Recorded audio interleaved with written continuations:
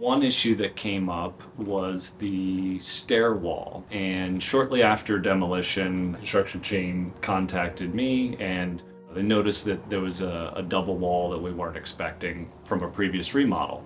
So Josh and I worked together, we came out quickly and assessed some different options, and ultimately we ended up moving stair wall about 7 inches closer to the back of the house, which a side benefit of that is it allowed us to move a laundry closet that was in an upper hallway into the primary bathroom.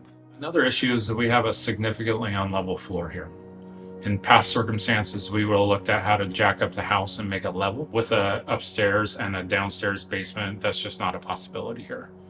The circumstance came with a central staircase that we were unable to see around the corners and see from room to room where the problems arise.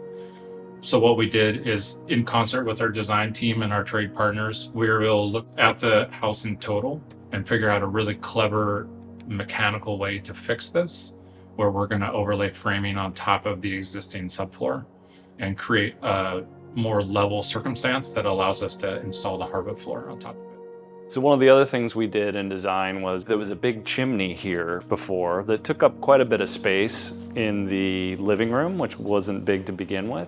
We were able to remove that, create a nice archway entry. And as you can see over here, the old entry into the sunroom, we infilled that, and that created more space for a buffet. The clients are going to have their dining room table over here, and in general just opened up the whole space.